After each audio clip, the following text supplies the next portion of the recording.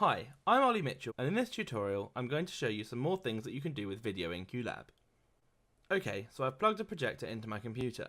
The first thing I need to do is black out the desktop. So remember, you go to Tools and Black Out Desktop Backgrounds. Great.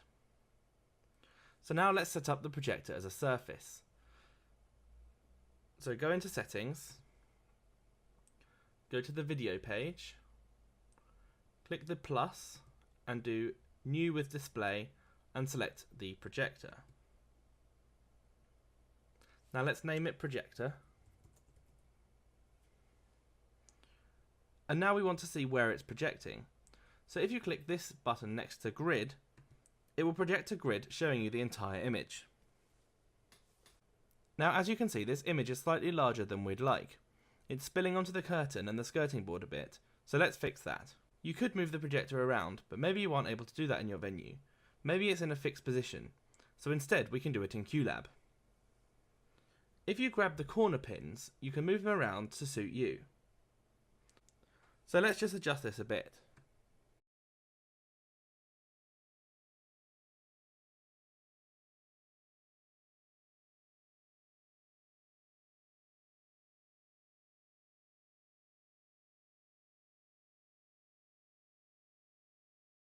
There, that's a bit better. Now it's a bit squarer and it's not on the curtain anymore. It is still on the radiator, but we'll come to that in a minute. So now let's try playing something on that screen. Turn off the grid, close this window, and then go back to the main window.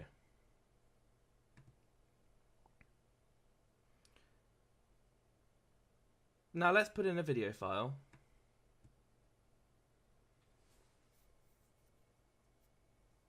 We'll set it to full screen in Display and Geometry.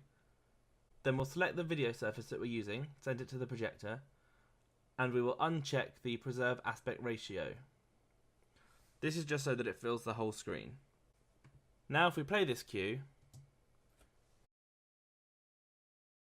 you'll see that it fills the space that we left for it. In QLab, you can have more than one surface for one projector. So maybe we want to map our projection onto that radiator. Let's give it a go. So go back into Settings, make sure you're on the Video tab, and then we'll create a new empty surface. Now our projector is 800 by 600 pixels, but our radiator is much smaller than the full projection image. So let's guess that we want it to be around 600 by 200.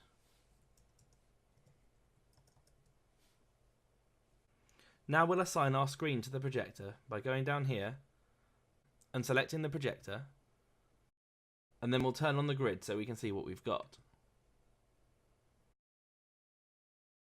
Now by dragging this around, we can position the image where we want it.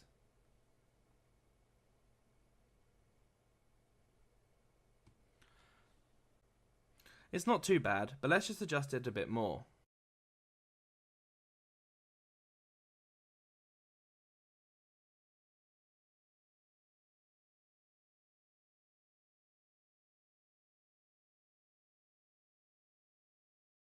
Now we're getting closer. The image covers the whole radiator and spills out over the edges a bit. So now we're going to use our corner pins to fine tune it. Let's zoom in a little bit. And then we can adjust the pins to match the radiator.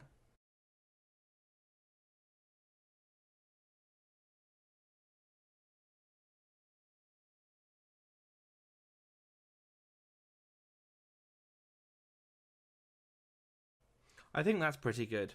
So let's turn off the grid, name the surface Radiator, and then close this window. Now let's make another surface, which is just the wall above the radiator. So create a new empty surface, and this time we'll go for around 700 by 400. Now add the screen, turn on the grid, and now let's adjust it a little bit.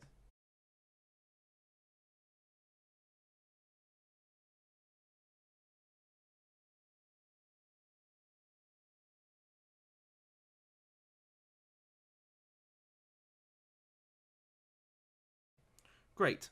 Now we can turn the grid off. Let's name it Wall. And exit back to the main menu. Now we'll go back to our cue list. And we're ready to try them out. Now if we want to play a video just on the radiator, we can do it very simply. Just add the cue. Select the surface radiator. We'll turn off preserve aspect ratio so it fills the whole screen. And let's put it on an infinite loop just so it doesn't end. And now we'll play our video. And there it is on the radiator. Now while that's playing, we can put another video on the wall above. Just drag in another video. We'll set this one to infinite loop as well. Tell it to play on the wall. And untick the preserve aspect ratio. And then when we play it, you'll see that that is now taking up the space above.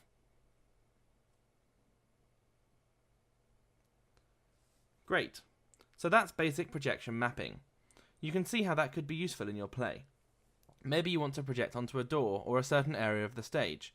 Or you could even have a few picture frames and project onto each one as though you had a separate projector for each. Now I'm going to show you how masks work. Let's go back into the settings.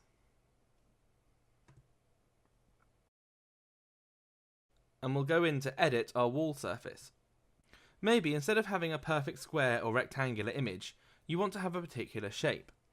First, you need to create an image using any graphics package of your choosing. Anything that's white will allow the projection to display, and anything black will not. Think of it as a window through to your video. So in this case, I've made a shape much like a window. This is my shape. To apply it, simply drag this mask into this box that says mask. Now, if I turn the grid back on again, you can see that the mask has been applied. Now let's go back to the main window and see our projections playing again.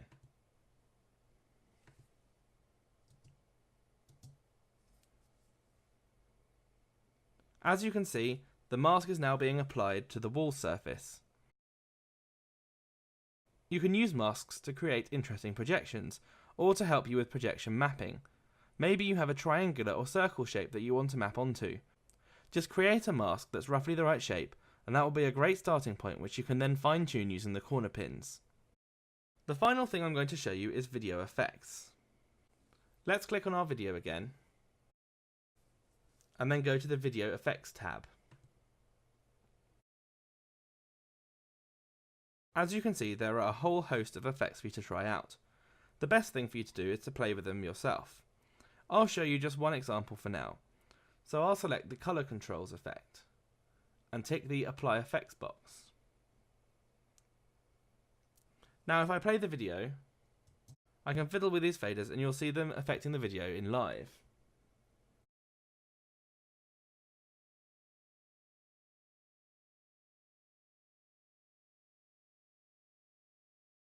There are many more effects available to you. Just have a play with them and see how they could be useful in your next show. That concludes this QLab tutorial. Thanks for watching and we'll see you again soon.